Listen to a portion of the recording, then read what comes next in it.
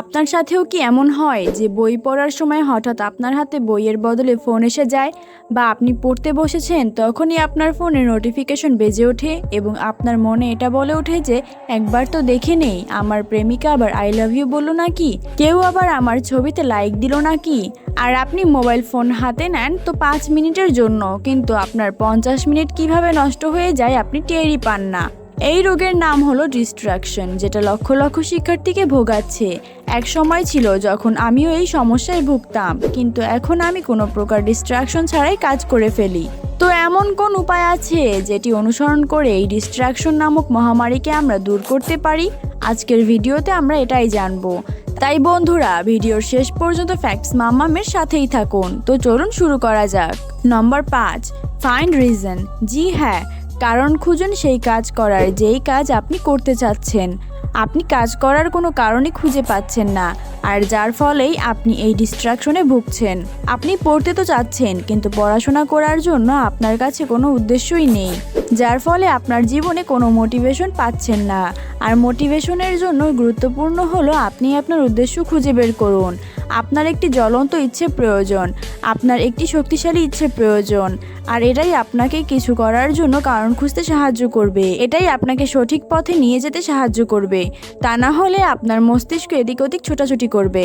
আপনি পড়তে বসেছেন, কেন বসেছেন এটার কারণ খুঁজে বের করুন। Find your why. যতটা শক্তিশালী কারণ খুঁজে বের করবেন, ততটাই বেশি সময় ধরে আপনি আপনার কাজ কোনো প্রকার ডিস্ট্রাকশন ছাড়াই করতে পারবেন। চলুন আপনাদের একটি উদাহরণ দেই। এক জায়গায় একটি কুকুর বসে আছে, আর যেইখানে সেটি বসে আছে সেইখান থেকে একটি লোহা বের হয়ে আছে। কুকুরটি ব্যথা পাচ্ছে, কিন্তু ওইখান থেকে উঠছে না। কেন উঠছে না? কারণ এতটাও ব্যথা পাচ্ছে না যে তার ওঠা প্রয়োজন। যেই ব্যক্তির কাছে অনেক টাকা আছে, যে বসে বসেই সব কিছু পেয়ে যাচ্ছে, সে কেন পড়বে? পড়ার জন্য কোনো কারণ তো থাকা দরকার, তাই না? আর কারণটাই বা কি? এক শব্দে যদি বলি তাহলে আমার কিছু করা প্রয়োজন। আমাকে জীবনে একটি ভালো পজিশনে যেতে হবে, এর জন্য আমাকে পড়তে হবে। আর যেই দিন আপনি এই কারণকে নিজের কারণ হিসেবে দেখতে শুরু করবেন, বুঝে নিন অর্ধেক পথ আপনি এইখানেই পার করে ফেলেছেন। নম্বর 4, সেট ডেডলাইন। এলন মাস্ক বলেছিলেন, আপনি যদি নিজেকে 30 দিন সময় দেন তবে আপনার 30 দিন লাগবে। যদি 3 ঘন্টা সময় দেন তাহলে আপনার 3 ঘন্টা লাগবে। একই নীতি আপনি আপনার ক্ষেত্রে প্রয়োগ করুন। আপনার কাজ করার কোনো শেষ তারিখ অর্থাৎ সময় সীমাবদ্ধতা নেই। সময় সীমাবদ্ধতা থাকা সবথেকে গুরুত্বপূর্ণ।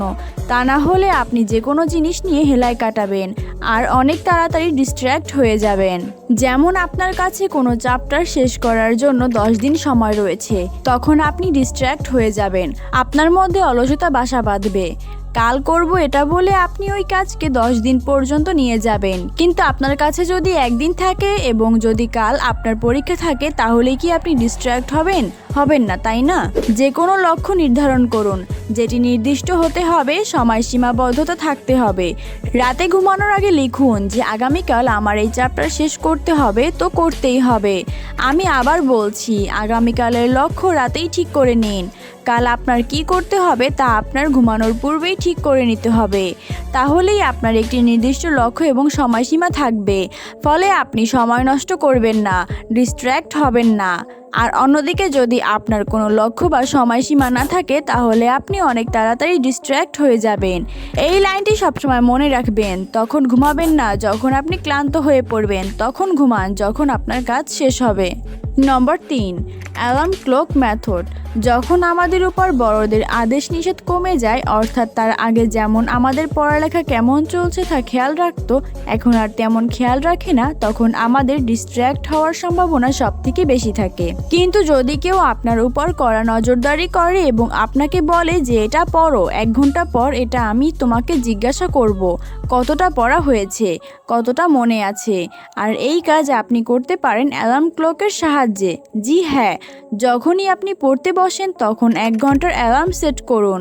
আপনার কাছে 1 ঘন্টা সময় আছে, আর এই 1 ঘন্টায় আপনাকে ঠিকমতো পড়তে হবে।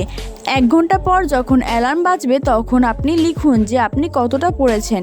কি পড়া শেষ করেছেন, ফলে আপনার সচেতনতা বৃদ্ধি পাবে। আপনি বুঝবেন যে আপনি পড়ছেন নাকি শুধু সময় নষ্ট করছেন। এরকম প্রতি 1 ঘন্টা পর পর অ্যালার্ম সেট করুন এবং 1 ঘন্টা পর লিখুন আপনি কি করেছেন।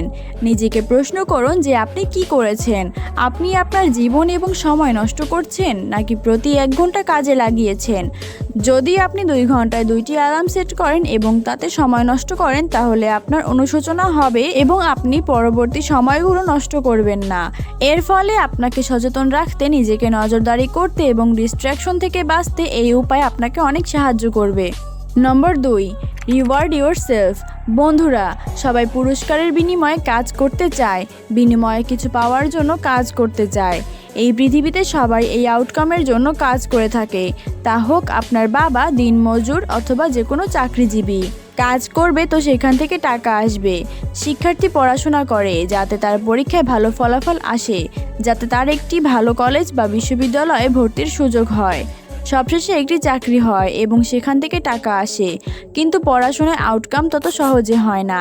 আপনি যদি কোনো কাজ করেন তাহলে দিন শেষে অথবা মাস শেষে আপনি নির্দিষ্ট পরিমাণ টাকা পেয়ে যান। এই ক্ষেত্রে টাকা আপনার মোটিভেশন হয়ে থাকে, কিন্তু পড়াশোনায় এমন হয় না। আপনি পড়াশোনা চালিয়ে যাচ্ছেন, হতে পারে আপনার চাকরি হোক বা না হোক, ভালো রেজাল্ট আসুক বা না আসুক, আপনার আউটকাম ক্লিয়ার না। আর এর জন্যই জীবনের এই যাত্রায় আপনাকে নিজেকে মোটিভেট রাখাটা সবচেয়ে বেশি গুরুত্বপূর্ণ। আর নিজেকে মোটিভেট করার জন্য আপনি নিজেকে পুরস্কৃত করতে পারেন, কিন্তু কিভাবে? যেমন যদি আপনি 3 ঘন্টা পড়াশোনা করেন তাহলেই আপনি মোবাইল হাতে নেবেন, কিংবা আপনার প্রেমিকার সাথে কিছু সময়ের জন্য কথা বলবেন, সোশ্যাল মিডিয়ায় ব্রাউজিং করবেন বা কোনো পার্কে ঘুরতে যাবেন, অথবা আপনি অন্য কোনো কাজ করবেন।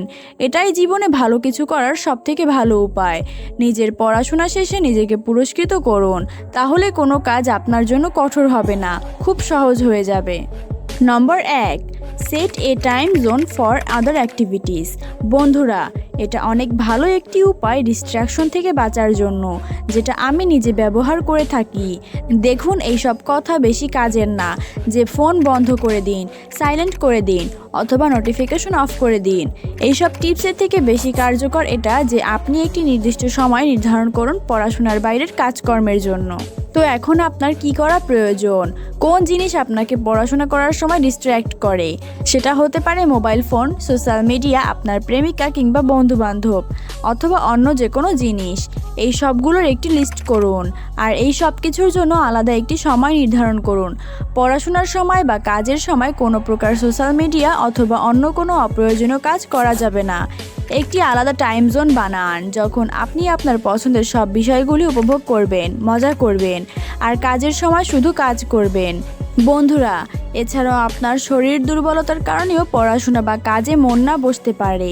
তাই প্রতিদিন ব্যায়াম করুন, সঠিকভাবে খাবার খান, সঠিক সময়ে ঘুমাতে যান এবং সঠিক সময়ে ঘুম থেকে উঠুন। কারণ শরীর ভালো লাগলে মন এমনিতেই ভালো লাগবে, তাহলেই তো পড়াশোনা বা যে কোনো কাজে মন বসবে।